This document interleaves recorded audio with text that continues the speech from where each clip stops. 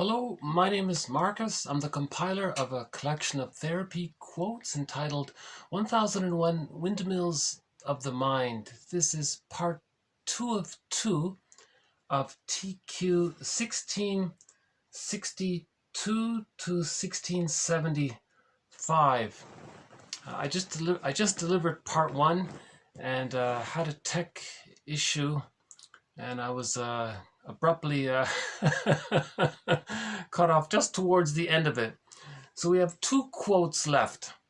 So I'll just finish up with the final 2 quotes, 1674 and 1675. So can I refer you to part 1 for the bulk of the material? In part 1 we discussed major defense mechanisms. Right? So when the child feels anxiety, he uses defense mechanisms, maneuvers of the mind to manage that anxiety. He can repress the pain. He can hallucinate that something's not there and imagine that something is there. He can use what's called splitting. We talked about projection and transference, how the child can be caught in a catch-22. We talked about internal object relations theory a little bit, and a little bit about art. And so we have 2 quotes left just to finish this up. Okay, so 1672. Therapists let's go back to 1672. So 1672, we'll start from there. So by the end of the novel, he has failed to use his art to heal the splits. Okay, so if we say that sometimes, ideally, maybe a writer is using his art, it would be to heal the splits. Again, the child creates split images of his mother. So splitting is a defense mechanism against anxiety. If the mother's frustrating, that's the reality, he denies it. And he hallucinates that the mother's good. That's splitting. That precludes mourning.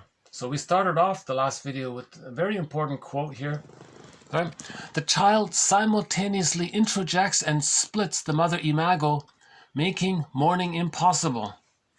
Okay, so healing is about healing the splits. The child temporarily splits the image of the mother image into good and bad, but by the age of 3 it comes together so that the child can synthesize the 2 sides of the mother into one concept of the mother, a concept being that the mother is one person, not some goddess or demon in his unconscious fantasy. Right? So when the child has an image of the mother, it's not a carbon copy. It's not like a photograph of what it is. The child's perception of the mother is based on their yardstick. Their yardstick is based on the machinery that they have in their mind. They think in primary process thinking. They don't. It's pre-verbal. They don't have the hippocampus. They think in images. Now, they believe they're fused with the mother, so their feelings towards the mother, their own feelings, can be attributed to the image of the mother. So if they're angry, they may think the mother's angry. Right? So it's different for the child. The child's impressions of his mother are different from the reality of the mother. Right? So the mother is just a human being on the phone. She's not available. But in the child's memories, that he feels he's being rejected and refused by the mother. So he thinks the mother is very depriving and rejecting. So he may think the mother's like something out of a fairy tale. So the image of the mother from the baby's point of view is different from the reality, from the adult's perception. So we want to heal the splits, right? Okay, psychoanalysis seeks to heal splits and to restore and enlarge the ego to the possible extent. Okay, so therapy is about healing the splits. Therapists try to provide clients with the absent signposts, okay, and find means to heal deep splits. Right? So the absent signposts, if the child has an image of the mother as being rejecting and an image of the mother as being loving, there's a gap there. There's a space there. We want to stand in the spaces. We want to have like a signpost that points to two directions. So we can bring the two sides together, kind of thing. So this was just discussed in part 1. I won't really try to redo the whole thing. I didn't want to leave it like that. I miscalculated how much storage I had in the phone, so I suddenly got cut off. I didn't want to leave it like that. But the last quote here is on a very hopeful note. I thought it was very nice. Okay, 1675. Okay, the Confucian classic of divination, the I Ching, okay, or the Book of Changes, employed the imagery of the orchid to describe the serenity of being in spiritual and emotional rapport with somebody, resulting in such phrases as orchid relations and orchid friends. I thought that was a nice way to describe whole object relations, right? There's mutuality there. So both, each person sees their own beauty and the beauty of the other. So the orchid friends, right? That's mutuality. If a person unconsciously doesn't see their own beauty, they're going to project that onto others and say that they're not so good. You see? I think this is a good metaphor for whole object relations. If you can see your beauty, then you're going to see the beauty of others. So the goal is whole object relations. That's normal, natural, healthy development. When the mother's present and the child feels safe, that's naturally going to lead to whole object relations. I'm okay, you're okay. If the mother's too absent, or whoever the primary caregiver is, if they're absent, the child is going to think that he's no good, and there's a problem there. Natural development is I'm okay, you're okay.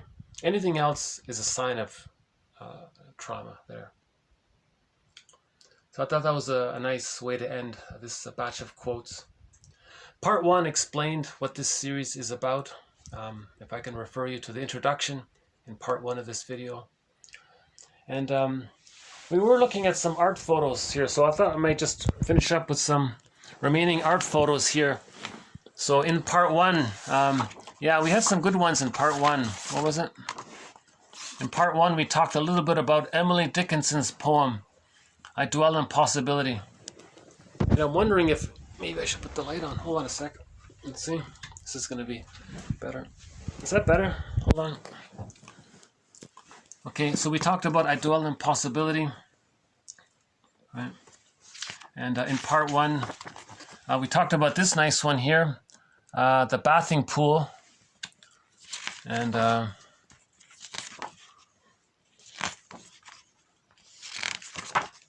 what else did we talk about? Oh, yeah, that was the cypresses in the wheat field, the Picasso one. Oh, yeah, we talked about the San Francisco one. That's quite nice, that one. And, oh, yeah, the cranes. Isn't that a great one there with the cranes? Actually, the red... in part 1, we showed a video clip of these cranes with the eagle. If you go to part 1, you'll see a video of these cranes. Yeah.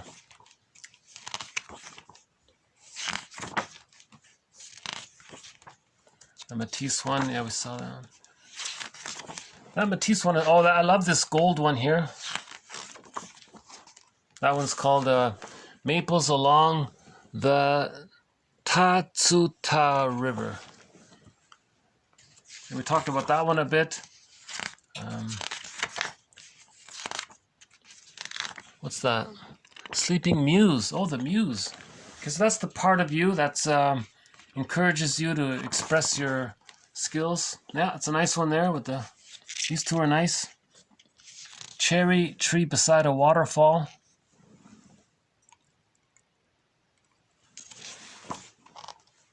Yeah, the harp there.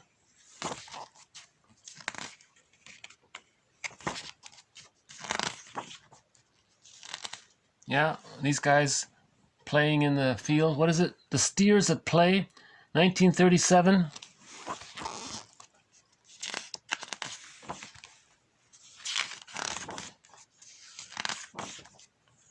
Oh, this is a great one. Oh, I love it. We talked about this one a bit. This is called The Palace of Nine Perfections, 1691. Ilk and color on silk. Can you imagine that? Isn't that a beautiful one? Wow. Look at that. That's on silk. Wow.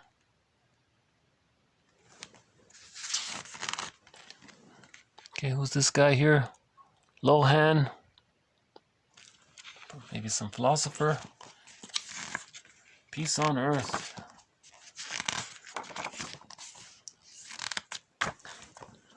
On the road.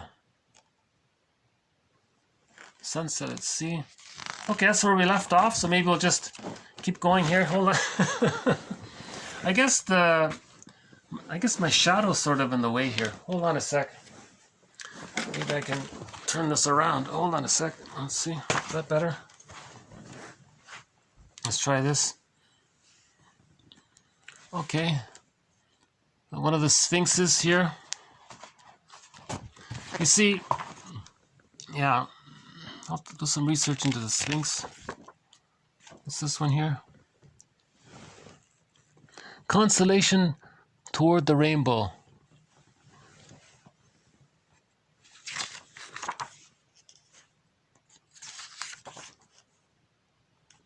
Oh, nice horse there.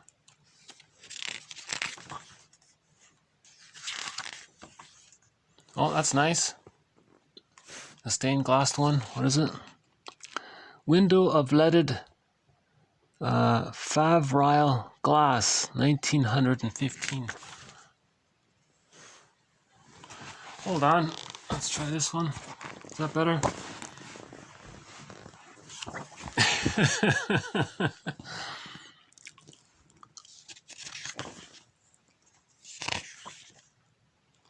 I'm not a fan of all this religious stuff.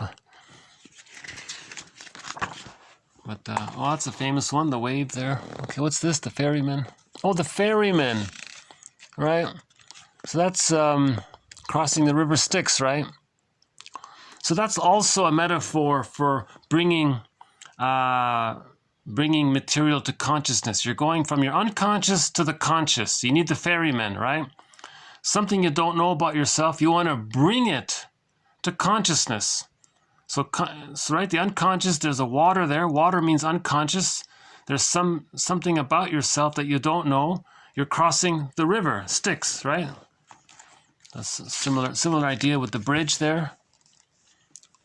Wisdom speaks. Oh. Okay. What's this? Okay, what's this? Sometimes I go about pitying myself, and all the time I'm being carried on great winds across the sky. Okay?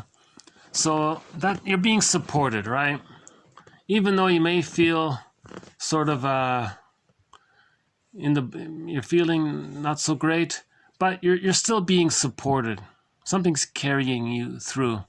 What's this? Anonymous Chippewa Indian, adapted by Robert Bly from Francis Densmore translation. Okay. Robert Bly, yeah, one of our. Okay. Spider and grapevine. Oh, another parrots and Mongolias. Oh, that one again. Yeah, I don't like that one.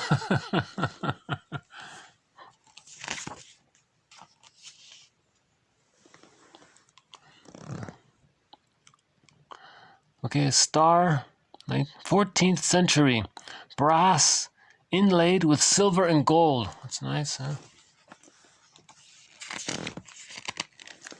Oh, the goblet, huh? Thomas Cole. Yeah, look up Thomas Cole about the passage of time. That one there, huh?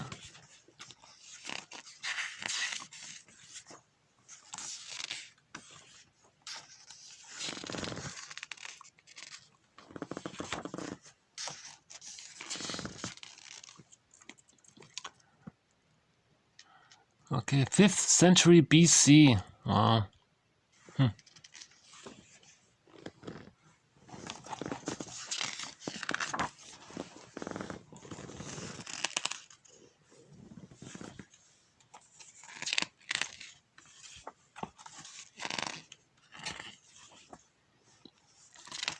Yeah, there's too many. This one has too many religious ones. Huh?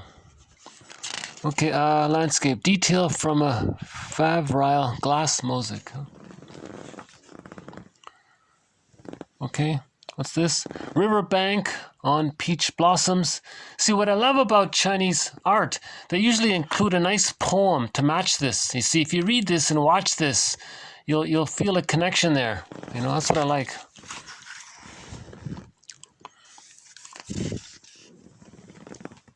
Oh, Dante and Beatrice with the blessed souls. Okay, see, Beatrice is a personification of how there's something in us that's helping us to heal, that's guiding us, right? So in this case with Dante, it's Beatrice. You see, so this is, he's being supported here. So when you own your projections, your Beatrice is there with you, helping you.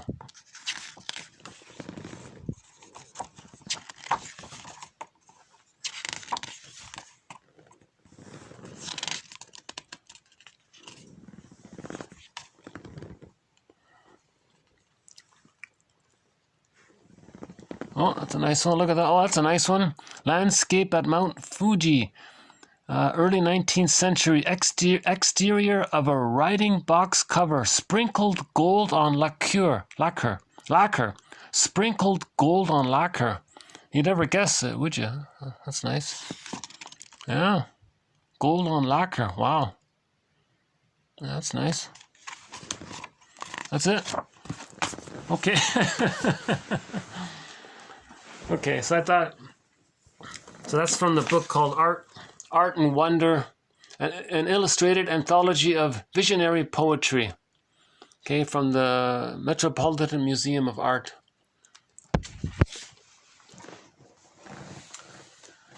So we've added some quotes to a few of our threads in this series, 1001 Windmills of the Mind. So we added a few more windmills of the mind, quotes on projection and splitting and transference. And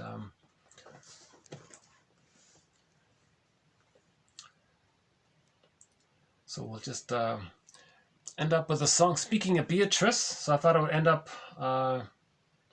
with one of our musical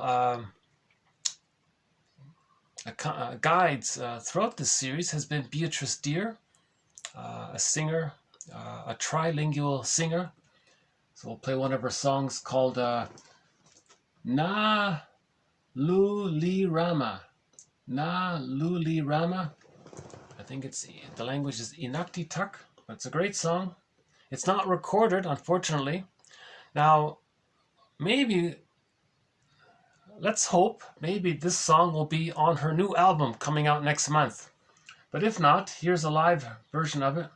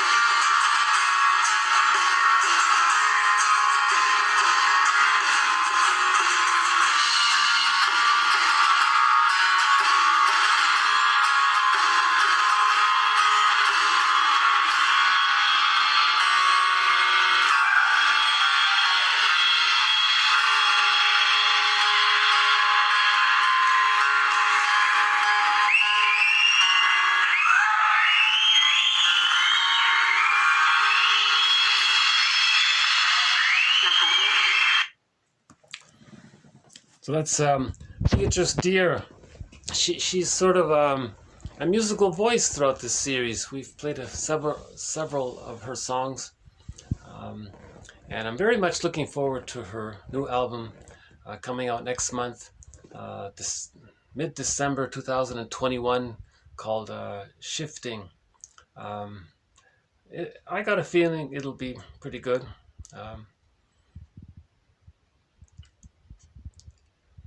Yeah, so we have this thing with the art, by the way, the photos. It's sort of a new thing for me. I'm just experimenting with it.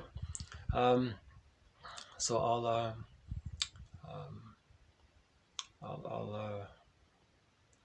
you know, search for a way to maybe present them more, in a way that's we're not fussing around too much. But I think it's interesting because some of these paintings, they express something that we might not think about, so they can trigger our thoughts, like free association. This reminds you of something, and you may start thinking further along. You may think further along, right? So you see a painting about a bird or something. Or a tree or something, and then it might get you to think about, it might remind you of something, and it gives you that little extra, right?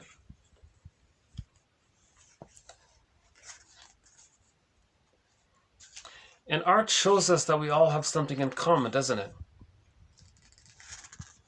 Because they express,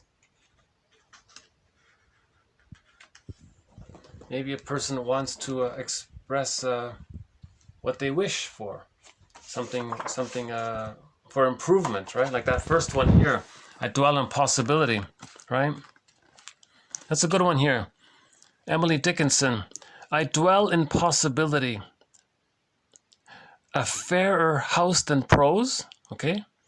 So possibility is better than some set thing that's been written, right? And it's more numerous than windows. Okay, so you think outside the box, there's more options, right? It's better than doors. Okay, so possibility, you know, it's better than just a couple of doors that you have, right? Of chambers as the cedars. Okay, so a forest is better than some chambers, and impregnable of eye, and for an everlasting roof. An everlasting roof. That's a good one, eh? I can see why people like Emily Dickinson. An everlasting roof. Lifelong learning is an everlasting roof. It's an everlasting support. Lifelong learning is an everlasting roof, she's saying here. The brambles of the sky. I'm not sure what that is. Of visitors the fairest, for occupation this, the spreading wide my narrow hands to gather paradise. Yeah, that really is quite a good poem. I just discovered this here. Again,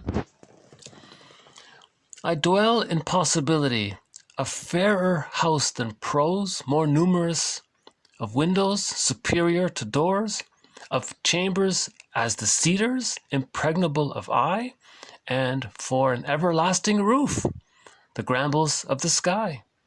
Of visitors the fairest, for occupation this, the spreading wide my narrow hands to gather paradise. Okay. So the best visitors for you to occupy yourself with is spreading your narrow, right? Open your limited thoughts to gather, right? The possibilities. So lifelong learning. I like this. Lifelong learning is an everlasting roof. That's a good one here. So the closest photo these guys had for this is this one. Girl at the window, thinking about possibilities. I'm glad they put that photo, that poem with that photo, because if I just saw that photo, I would think maybe she's daydreaming or wanting to travel somewhere or where can she go, or maybe just thinking about someone they miss. But no, it's more than that, right? So this idea with the art, I'm gonna work on it, because I feel like there's a lot of possibility here. I live in possibility, so my looking into this idea of using art, that's my dwelling in possibility, right? So we had all these nice photos here.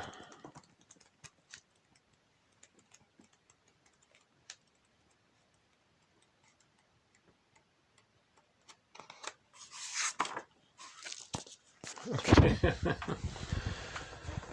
So I like that we're adding more quotes to our thread on healing the splits. I like that there's a lot of awareness about this importance about healing the splits. If we can heal the splits, wasn't there one here about world peace? That's that you got to heal the splits, right? Wasn't there in the book there was something about world peace, right? So, or inner peace, personal peace. So peace comes from healing the splits. It's painful to live with the traumatic memory of being unloved. That's painful. And we're stuck there. And we're projecting all the time to see if we can get a better outcome. Yeah. So we externalize our inner conflict. Our inner conflict is that we had the experience of being unloved more than loved. That leads to an inner conflict. We want to get to a place where the love outweighs the unlove, right? That's the inner conflict. So we externalize this through our projections, right? And that's a mirror for us to see what's internal. And so we want to heal the splits. So the mirror is there. Beatrice is giving us this, like in Dante, that one, right? So the Beatrice in the Dante story, that's a personification of the energy that's helping us to heal. So Beatrice gave us this, or Athena, or Aphrodite, or Poseidon, gives us this activity of making us see things outward, because as above, so below. That's a mirror, right? As outward, so within. He means that, right? So we got some more quotes on splitting. How it comes about. If the child is caught in a catch-22, that's splitting, right? If a person is, if a small thing triggers an immense amount of persecutory anxiety that's unrealistic to the situation, that's a sign of the splitting still being there, right? And how the problem with the feeding can lead to splitting. If the mother scapegoats the child, right? That can lead to splitting for the child. People making gross generalizations all the time, people being all this or people being all that, that's a sign of the splitting. So the goal is to heal the splits, right? We heal the splits when we forgive the mother. We have to forgive the mother and the father and the siblings and the relatives and the parents, and we have to forgive the important people in our early childhood. We have to forgive them. How do we forgive them? We recognize that we look into their situation. So you read the Enneagram, yeah, and there are nine personality types there. There are descriptions of the unhealthy versions of them, the traumatized versions of those 9 personality types, and the healthy versions of them. And you realize you're going to probably find your parents in one of these unhealthy versions, right? That's the reality. You go, oh my God, I don't see my parents in these healthy versions of the 9 types. I can recognize them in the unhealthy versions of the 9 types. Now you look at why, right? Then things start to make sense. Now you realize yourself. Now you're working toward. Now you picked up the golden feather. Now you're into lifelong learning. Now you're into the possibilities. What is it again? I dwell in possibility, right? Okay, now you have the lifelong learning as an everlasting roof. So once you pick up the golden feather from the firebird, you're moving towards getting more feathers, getting more feelings. Once you start building the cup, you can start to feel more. And it's a lifelong journey. Melanie Klein says no one ever achieves perfect integration. I'm sure Robert Bly will say that too. You know. Okay, so thanks very much. I hope this has been of some interest and help. So this has been 1662 to 1675. More to follow. Thanks again.